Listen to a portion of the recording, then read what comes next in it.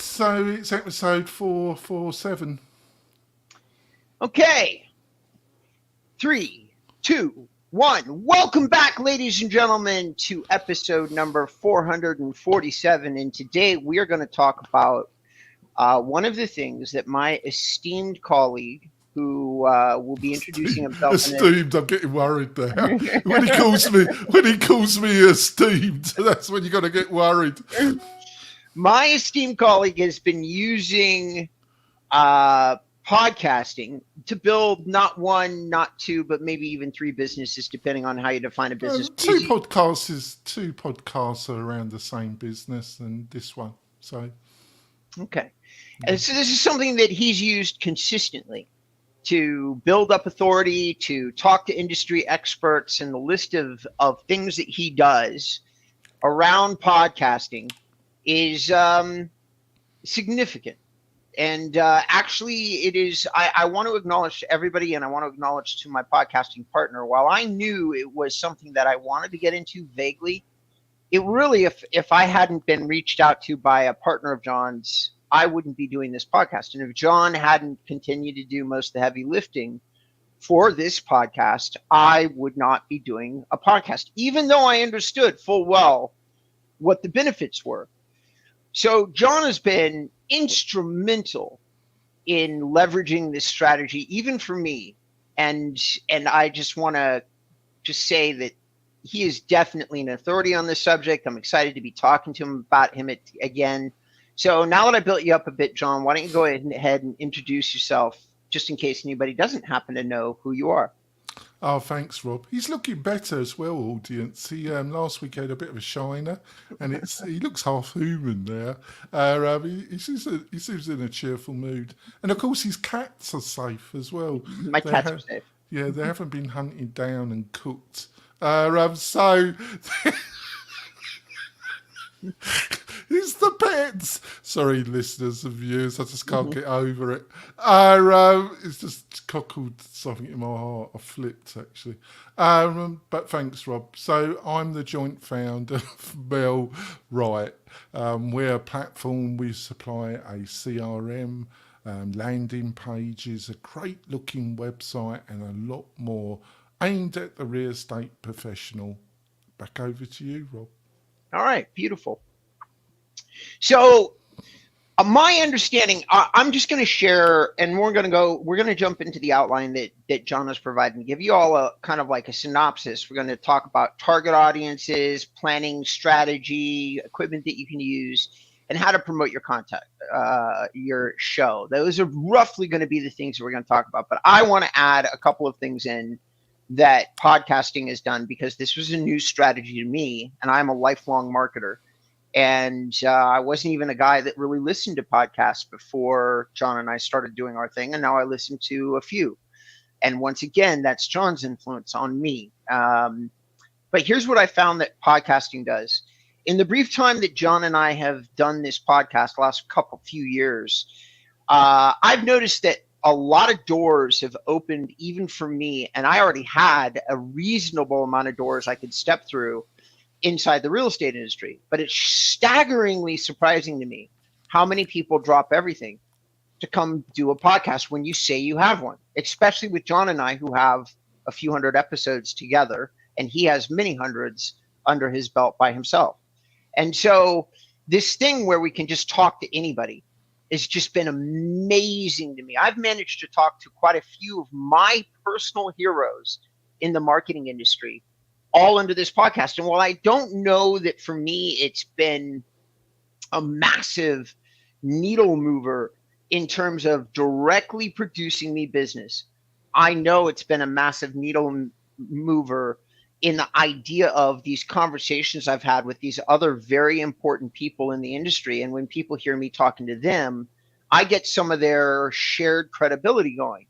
It's been crazy how instrumental that has been to notching up my credibility.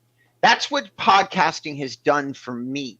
What has it done for you, John, before we get started? I think it's expanded the amount of people I know that are in the WordPress space. I tend to really downplay the amount of influence I've got in it. But I've noticed that if I say something and it's taken the wrong way, there's like 1,000 Twitters triggered, and it gets back to me that they're not too happy with my little comment.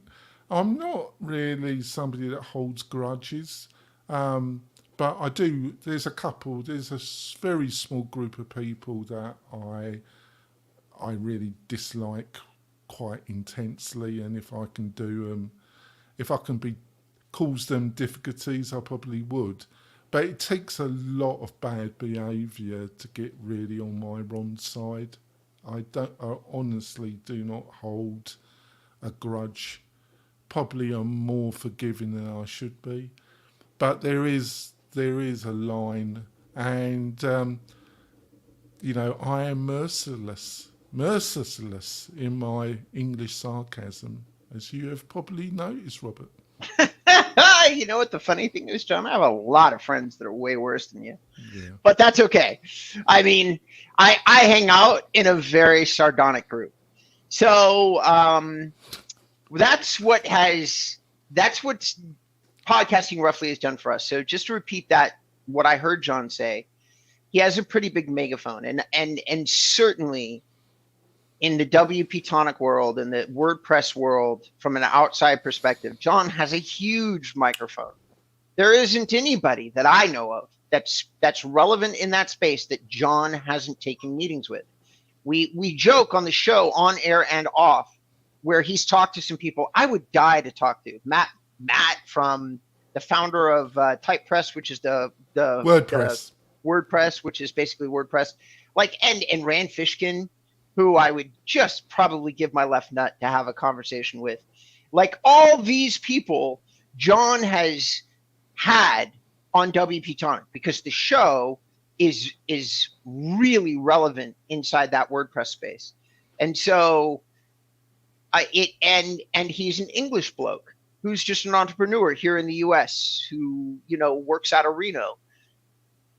Podcasting can really magnify your reputation inside whatever space you're targeting, as long as you have, one, something to say, and failing that, and this is my opinion, not John's, failing having something to say, if you're really well organized and diligent and get other people on your show and they really have something to say, then you can still be relevant, even if you weren't necessarily the kind of expert that you managed to acquire on your show. People still listen to it.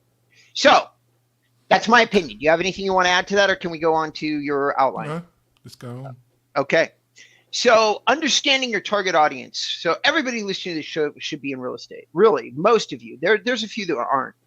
But all of those of you who are in real estate, how do you figure out who your target audience is? Because every single person that's out there that's listening to the show, because I get this all the time, John. I get this in keyword targeting. I get this in audience modeling all the time.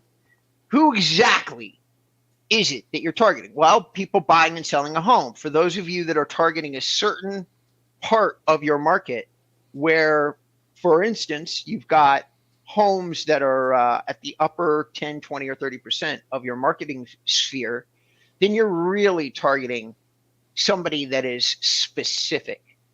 So how would you target your audience? Well, number one, Facebook and Google have done a very, very good job of identifying people by age, income, and geography.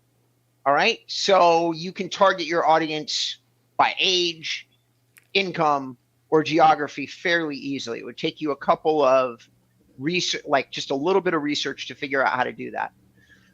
I don't think that's what we do here, is it, John? We just post to all the platforms.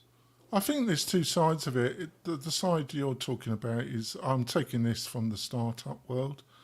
There's B2C, business to customer, and then there's business to business. I think if you're just aiming at individuals that might become a customer of yours, I would classify that as B2C. And if if you're in a major city and you're talking about a certain type of house, a certain area, that might work. I personally think you're better off going what I call the B2B route. And basically, that is you interview shakers, movers, business owners in your community Mm-hmm. to increase your personal network.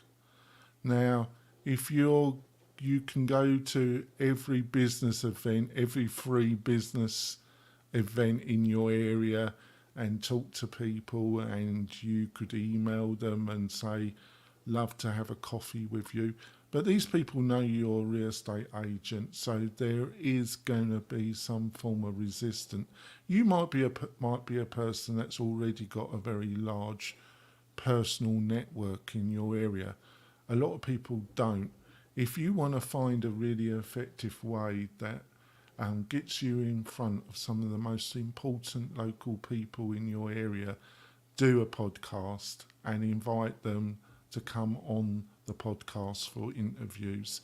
It's very unlikely they're going to say no.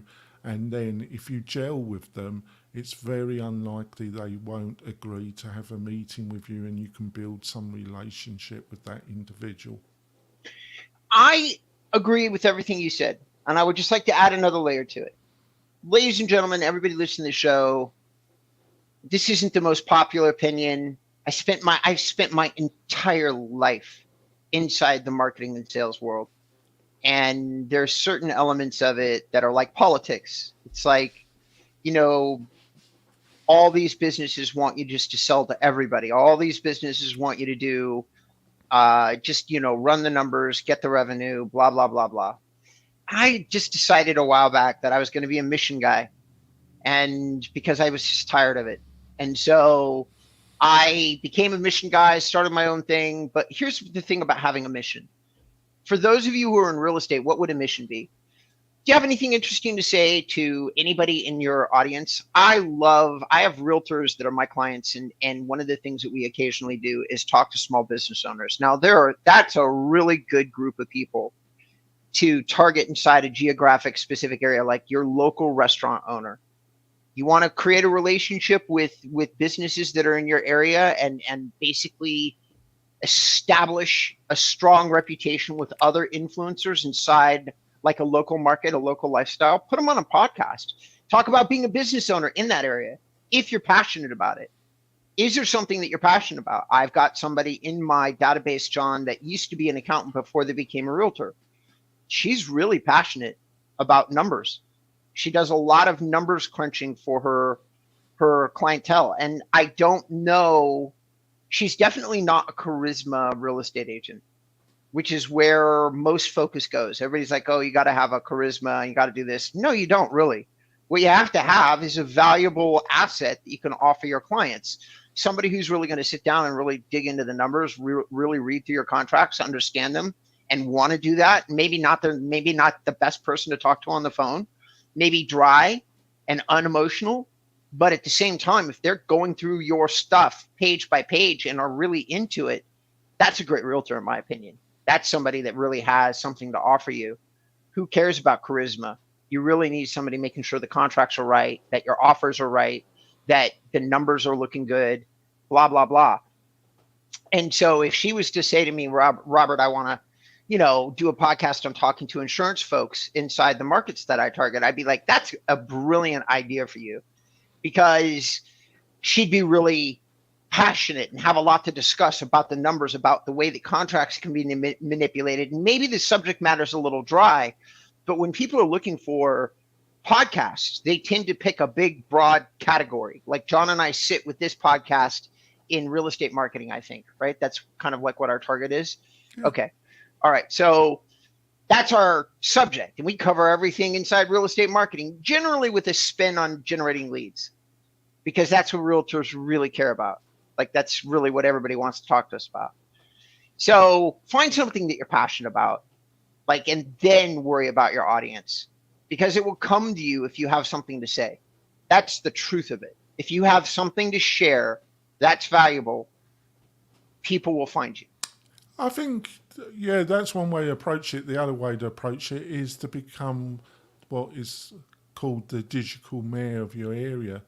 And that one of the main tools that you can utilise to become this digital mayor is podcasting. It is having inviting people that are community leaders, political leaders, business leaders. You start on the edges, and as you keep doing it, you will find that the type of people that you will attract to the podcast will increase. So in the end, you will end up with regional or some of the biggest individuals in your community, and that can only help your networking ability. And we're in the digital space, both me and Rob, but I think I've said it many times that I believe in the hybrid model. This is a person-to-person business, always will be. And you use digital marketing to add gasoline to the fire, but you got to be able to build a personal network as well. And podcasting offers a great way of doing that, Rob. I do agree. It's a more personal conversation. It's a way to get deep into the fabric of a subject, which is really going to make an impression. And I'm sorry, John, but I believe that most of digital marketing, I think it's gone 99% to influencer style marketing, where people want to know you, and if they do know you, they tend to want to do business with you. It's not the slow, fast, sexy approach to marketing. It's not producing a great commercial and having 1,000 people call you to be a realtor. That's the sexy stuff of myths at this point in this world that we live in right now. Most people, with all the digital information that we have at our fingertips, actually want a little bit more substance. In my opinion, just in my opinion. All right, planning your podcast strategy. You know what? Before we talk about this, ladies and gentlemen, we're going to take a short break, and when we come back, we're going to talk about how do you plan your strategy. And I'm going to let John pick this one up as soon as the break is over, because there's no doubt in my mind that as a guy that started 2 podcasts and I've started 0, that he probably has some really great ideas about planning for a podcast. So that's it. We'll be right back. Hit that like button, hit that subscribe button wherever you're watching or listening to this content. Make sure that you become friends with the distribution channel that you're hearing us on, and we'll talk to you in a second. 3, 2, 1. Welcome back, ladies and gentlemen, to episode number 447 of the Mail Right Podcast. Today, we've been talking about using podcasting to get more real estate leads. We're going to talk about planning your podcast strategy. John's going to pick it up. Take it away, John. Yeah, what I mean by strategy is the actual mechanics of how you're going to do it and how you're going to fit podcasting and consistently do it week in, week out. If you're serious about this, I think you're going to have to do a weekly podcast. You could do it every second week. If you're looking at just doing it monthly, I question if that's really going to work.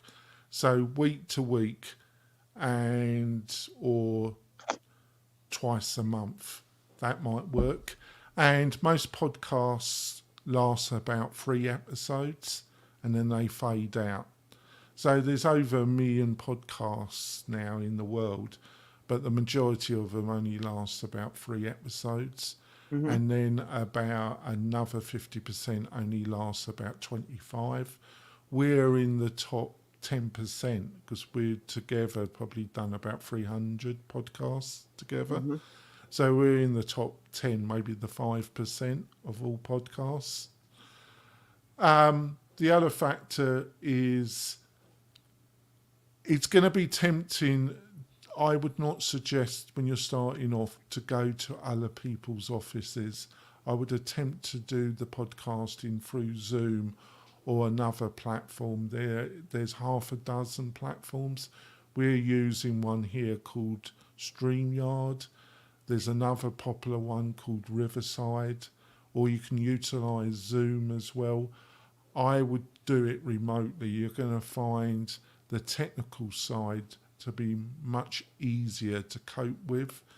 The only thing is you're going to be dealing with people on the other side that might not have very good audio equipment. That has diminished because of COVID, Mm-hmm. because people were having to work from their home offices and that. People tend now, especially if they're businesses, shakers and movers in your local community, they tend to have a mic. They tend to do a lot of remote conference calls. So that isn't quite a problem. It is nice to go to somebody's office, and it is possible, but there is going to be a more technical baggage in doing that. And thirdly, get a scheduling, so you book a particular time.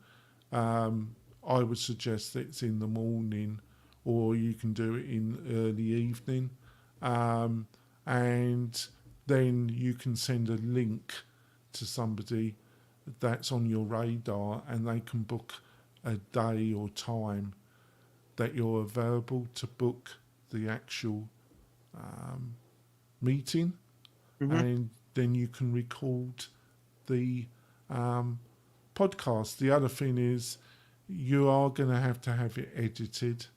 There's loads, you can attempt to do that yourself. I would not recommend that you do that. There's loads of resources on Fiverr and similar platforms that can edit the audio for you at a reasonable cost, not ridiculous. Or you can do it yourself, and it isn't that complicated, but I would probably look at getting somebody from Fiverr or some other online resource and do the editing yourself. They do the editing for you. Awesome. John is a master at this stuff. I do meetings with people scheduled through HubSpot links, Calendly links, stuff like that. All this digital calendar stuff is one of the only really interesting innovations for me as an inbound marketer. I don't have much to say about any of it, but online calendaring saves my life every single day. Like like having people have a link, be able to check my calendar, being able to refer people to that. As a salesperson, I've oftentimes spent, no joke, hours of my day in conversations around scheduling. And it's always been one of the most frustrating things about being a salesperson is actually scheduling the appointments and then keeping the appointments, confirming the appointments, blah, blah, blah. Digital technology, people that really want to meet with you, in my experience, there are some people you can chase down, and you can definitely chase somebody down and then convince them or convert them or whatever the case is. Most of the time, that's a lot of really hard work. Whereas just sending out somebody a link and letting them schedule with you, well, by the time they schedule with you and then confirm whatever your automated confirmation is, they usually really want to meet with you. And just like they really want to do your podcast. We have a very low cancellation rate at MailRite. I've definitely noticed that. I have a very low cancellation rate in my personal appointment calendar because I don't spend too much time trying to convince people to take calls with me, because everything you're saying in the podcast is already done, whatever convincing that needs to be done. And the people that are thinking about being on the show, once you've done a couple of episodes, I would say one thing. Actually, you know what, now that I think about it, launching a business, generally speaking, to get some kind of momentum going in the digital world, you need a plan when you launch, when you start it. Okay, having a handful of guests lined up and ready to go, people that you've talked to physically and personally, will create a lot of the assets that you need to convince the rest of your audience. So I would say make sure that you have a few people lined up when you get ready for the show to go.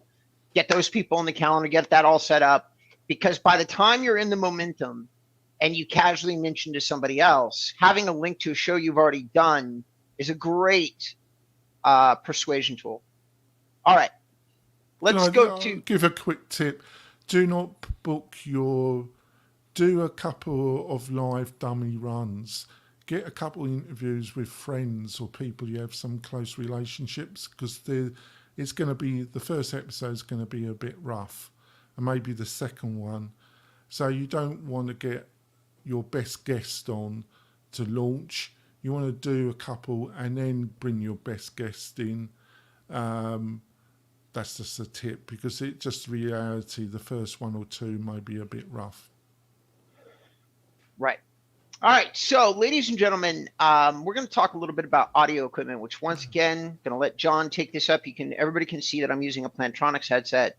This is a company that I've used for 20 plus years when it comes to full-on call center headsets. I wear this one because it's super comfortable. It's got cushioning. It is not podcasting. I have an ICE microphone that long ago John or somebody else recommended to me that I bought for the podcast. Then I used it for a prop in another show that I did and lost it. I don't know where it is.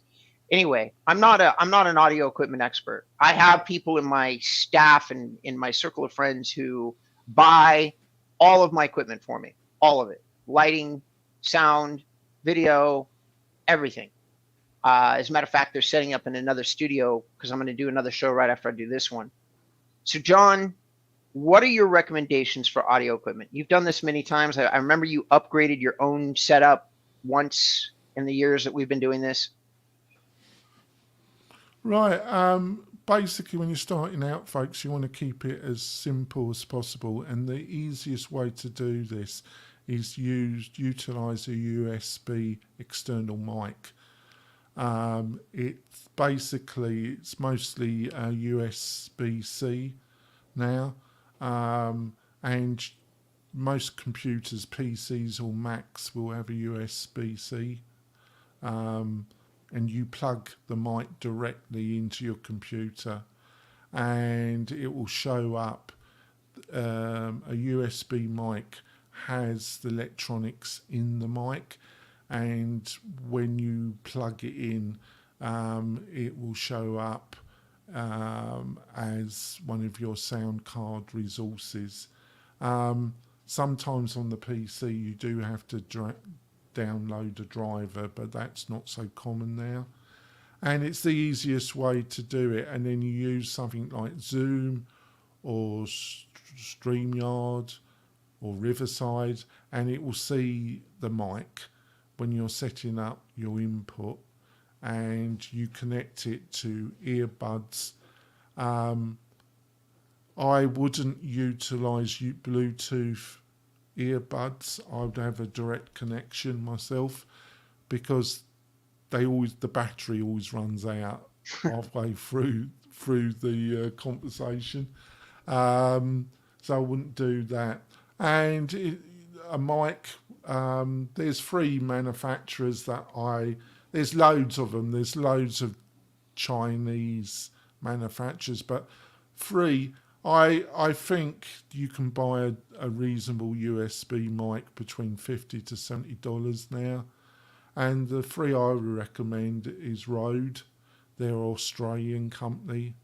There's Shure, which is a US-based company that's got over 100 years. They're based in Chicago.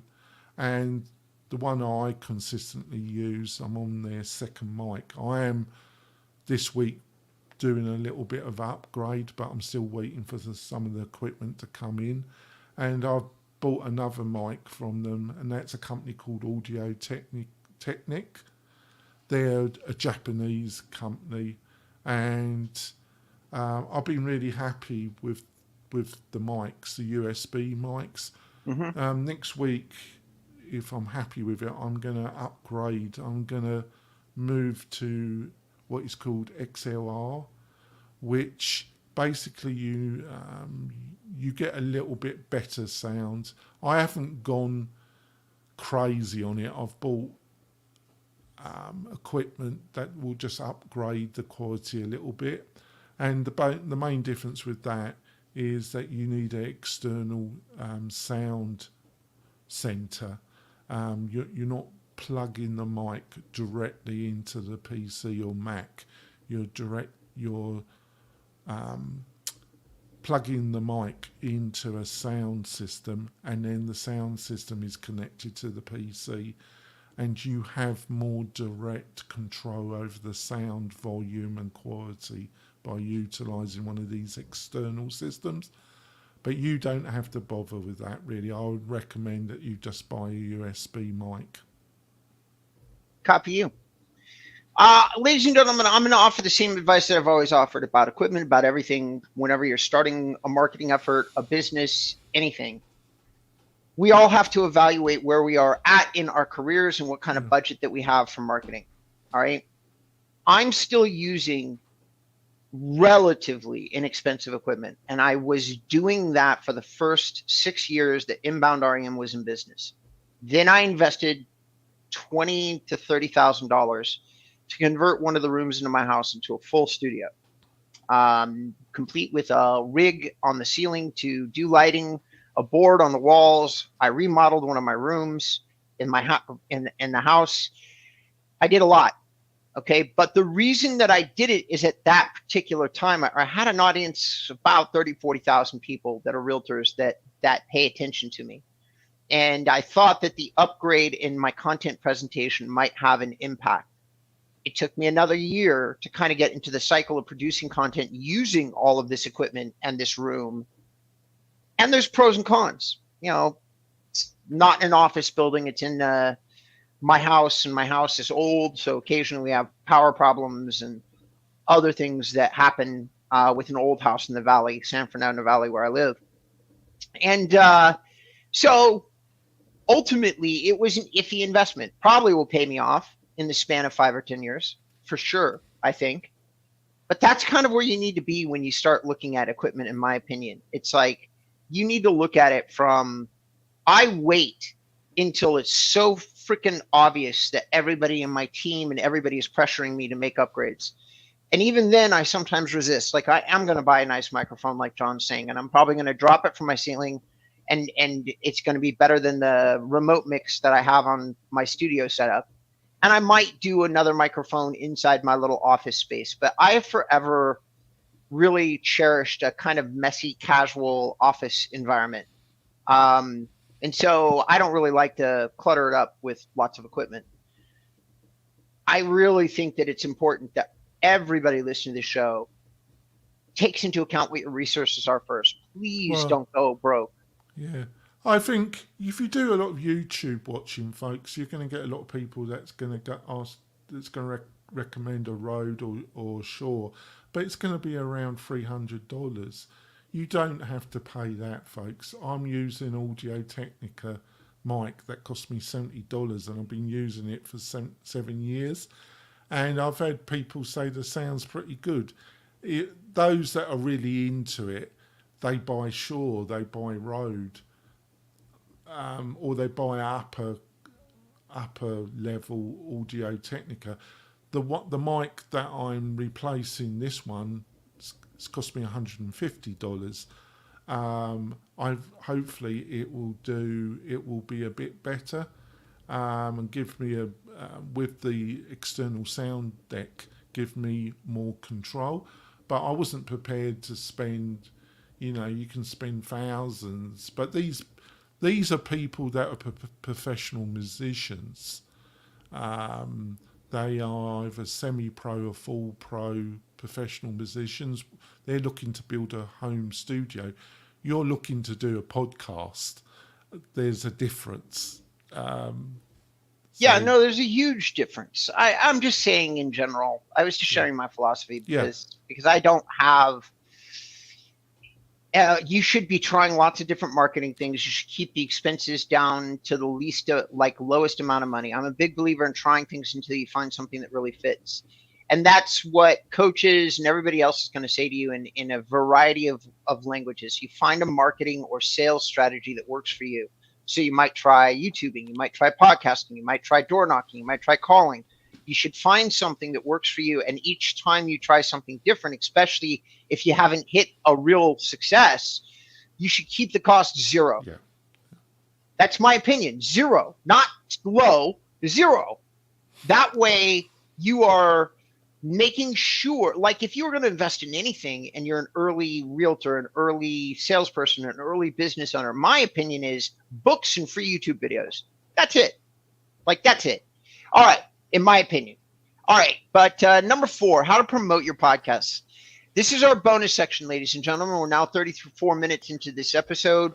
John and I separate out this show in 30 minutes of talking about a topic, and then sometimes we separate out a bonus and we say, hey, the bonus is going to be on the YouTube channel. And so this bonus is going to be talking about how to promote your podcast. I have some ideas about this, John, but why don't you go ahead and share what has worked for you for all the, I mean, the WP Tonic Show is what, 6,000 to 10,000 listeners a month now? Is that right? It's between 3,000 and 5,000. It varies between the episode, but I think I'm getting, well, I think you've got to be truthful, that's per month. That's the direct downloads. But the audience you get, as you know, with most marketing, if you can get both, this is great, but it's really very difficult. You can get a lot of reach, a lot of watches, whatever metrics you're using. But a lot of these people might not be will never become a customer of yours, never purchase. Or you might have a smaller audience, but they're more passionate, they're more targeted, so there's more chance that they would purchase. If you can get both at the same time, that's fantastic, but that's rare. So don't get so fixated about how many downloads. It's who downloading and how much influence you are having with those people. So to kind of promote it, well, that's one of the reasons why I think interviewing is a good idea, because and then utilising social media to promote the interview. If you're using something like StreamYard, you could invite people to join you live and ask questions of the person if they're up for it. That will mean that you also will have to do video as well. Otherwise, you can just promote the person. If they're well known in the area, you can use like Facebook, Twitter, LinkedIn to promote the interview and promote the podcast. If you're going to do a video, use a webcam. A 4K webcam will only cost you less than $100 now. I'm using more expensive equipment. The equipment I'm using that if you're watching this, cost me about $1,000. That's the way. That's a great way of promoting it, is through the guests and utilising their network, their name recognition in the local area, and that builds up your name recognition. For the record, everybody, the camera I'm using, which is terrible, it's $35, the Logitech. But that's for the podcast. When I'm doing it in my studio, the camera that my team had me buy there was $2,000. It's some kind of Sony. So it's different, but I just am going to say promoting this show, another really beautiful thing about podcasts is that they are what I call a compounding marketing system. Okay. And what that means is that by doing the podcast, everybody that participates in it has a vested interest in promoting the show. So if you're lucky enough to gather somebody who has a big audience, usually it's audience reciprocation is the number one way to promote podcasts. I will go ahead and get the podcast out in front of my audience. You go ahead and get the podcast out in front of your audience. And even if you did nothing else other than do the podcast, you will slowly but surely grow your reach just by making sure that you talk to your guests about promoting it to their audience. And you make sure that you also have the due diligence to promote it to your audience. Something that I am 50-50 on myself. I put episodes of this show onto my website occasionally. And when I do, those episodes tend to have high views on YouTube and things like that. But I select the episodes that I think are most interesting to the audience. And then what I do additionally is I take the episodes where I really think it's valuable. I have a private Facebook group with about 180 movers and shakers in the real estate industry. And those people get my favorite shows that John and I do, and all I got to do is do a link. And I actually grab that off John's Facebook page, generally speaking, and then push it into my private group. Here's the thing, whatever promotion I do is simply compounding the idea that you filmed the episode. It's very low effort, extremely low effort. Like I spend 5 minutes, maybe, a month.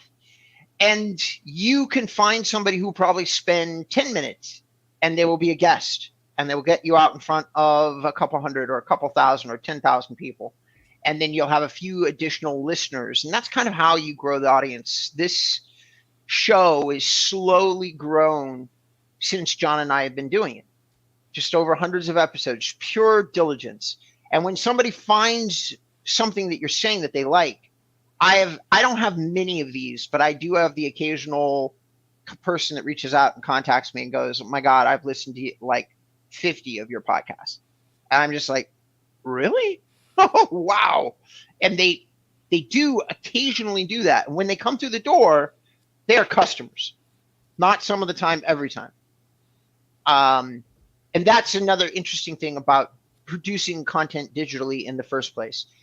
If you cover enough subjects in enough detail, even though it could be very granular, you'll eventually find one person where that's a hot button and you're the only answer that they can find. Podcasting is the same way.